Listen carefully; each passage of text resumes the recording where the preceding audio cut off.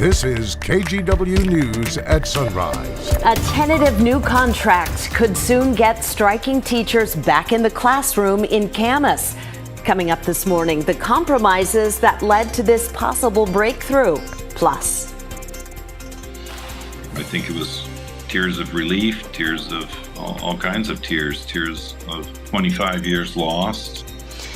That attorney is talking about the moment a man who was sentenced to death found out he was going to be a free man after 25 years in prison. How he gained his freedom after a quarter century, coming up. and we have a live look this morning at Arrowhead Stadium in Kansas City. Tonight, regular season football kicks off. It's the Chiefs. Yes. Oh my gosh, I know you're more excited. Well, by the way, Dave, you say we have a live look at Arrowhead Stadium from Kansas City. Next time I'm going to leave it to you. By the way, for you Lions fans, you're also playing tonight. We have a preview of the hype ahead of that big game coming up this morning at 5:15. You two are watching. Yeah. I know. It's going to be on at my house. What about you, Christine? Probably not. Sorry, guys. You'll make up for it. Talk about this morning. It's on a great station, though. It's right here on KGW TV. You just stay right there for the next 18 hours and we'll be good.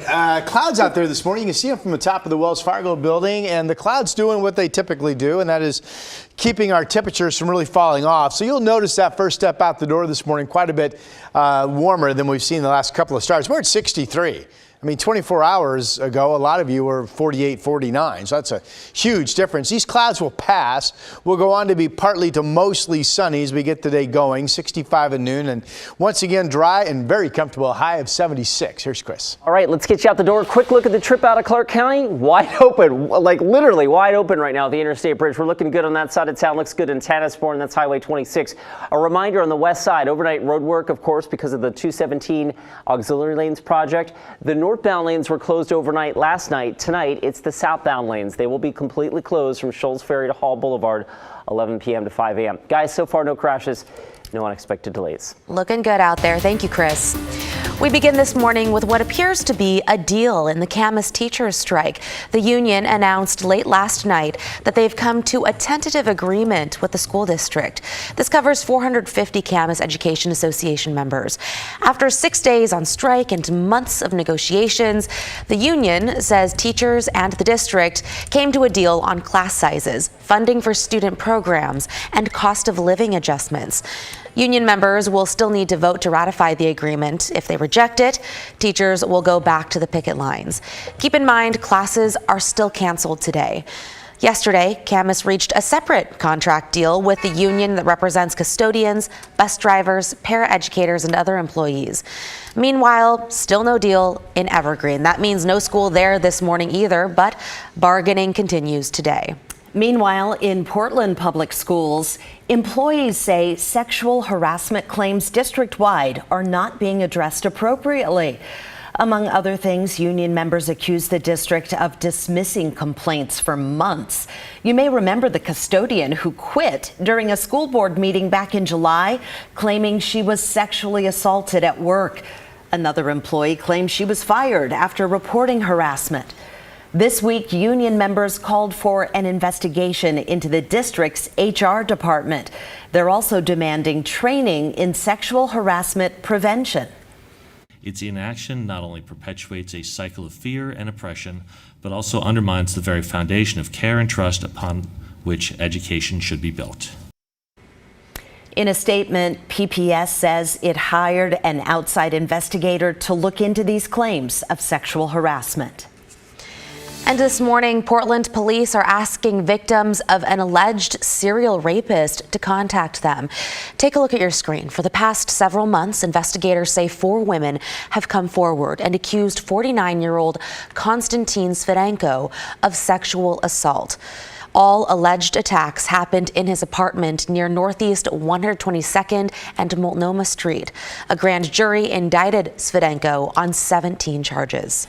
Today, Multnomah County commissioners will discuss a new contract with the state's oldest homeless shelter.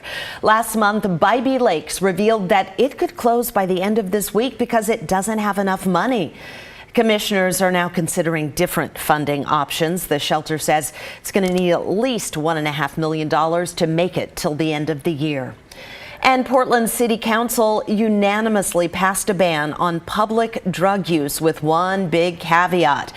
The ordinance would add drugs to an already existing ban on drinking alcohol in public. However, the plan is far from a done deal. For it to actually take effect, state lawmakers or the court system will have to step in to make it official. That's because of a state statute that prohibits local government from adopting or enforcing regulations on controlled substances.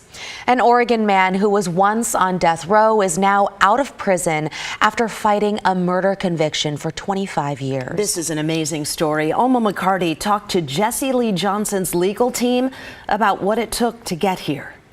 I know that when he learned of the news from my co-counsel, he went back to his cell and cried. I think it was tears of relief, tears of all kinds of tears of 25 years lost. An overwhelming range of emotions for Jesse Lee Johnson. Congratulations, Jesse. All righty. From tears to joy, stepping out from behind bars for the first time in 25 years. He was steadfast in his proclamations of innocence. Richard Wolf is one of his attorneys. He says it's the deals Johnson refused that helped prove that innocence. Several months ago, the prosecution made Mr. Johnson an offer where if he pled no contest to manslaughter and robbery, he could be released from jail immediately, have no parole, no post-prison supervision, no probation.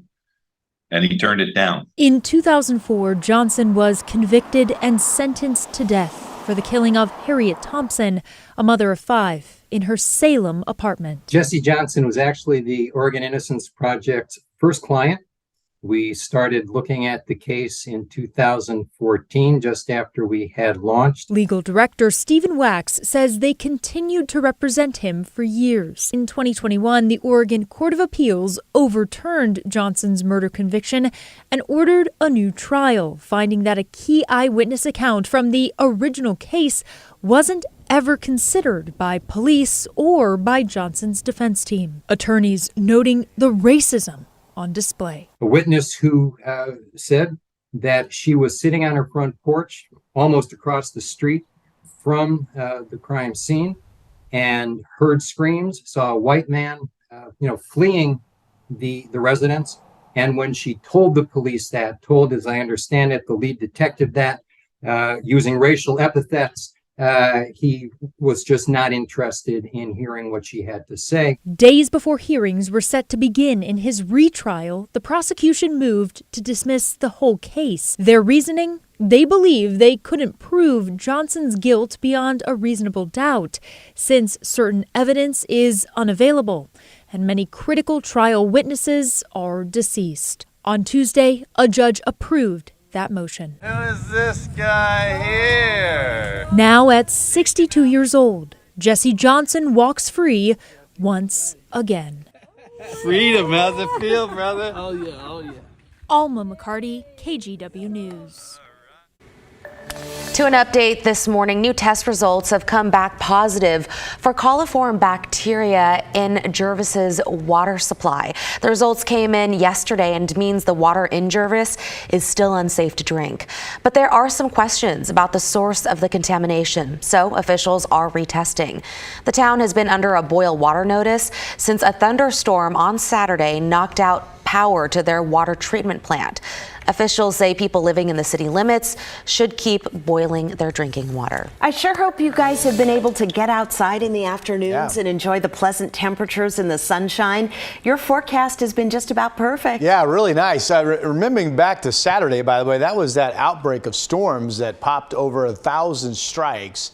And the storms that were on the map were very slow moving. We'll hope they get the drinking water restored in Jervis ASAP.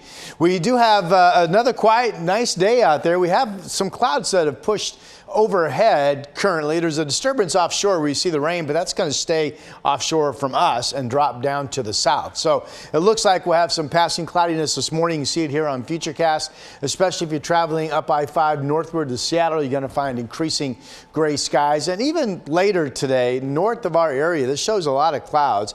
Long Beach, perhaps clouds hold on. Astoria could end up seeing more cloudiness than anything, and even up into parts of Cowlitz County. So realize there's that dividing line between more clouds to our north, more sunshine to our south as we go through the day. And there's a chance of some traces of rain, mainly from Castle Rock northward today up into Seattle. All right, here are the clouds from the top of the Wells Fargo building. 62. Remember how cool it's been the last couple of starts. We've been fairly clear, but this morning, cloudiness keeping us warmer. It is 49 up in Astoria, but Kelso 57, that matches Seattle. Portland, Salem in the low 60s. Down in Eugene, it's cooler this morning. 53 is the number there. Light winds in the forecast. Partly to mostly sunny skies are coming to the valley after the early cloud cover that we have, and temperatures today will be comfortably in the 70s. Yesterday was a few degrees warmer than I had projected. We hit 80 in Portland. Today, more like 75, 76 for most of our area. This shows Longview only 71, and probably need to rethink whether you're going to break out into a lot of sunshine up in Cowlitz County. You might struggle to become partly cloudy. 81 tomorrow in Portland. The weekend still looks warmer. 87 Saturday, 82 Sunday, and then after that we'll be cooling back down a little bit to start next week.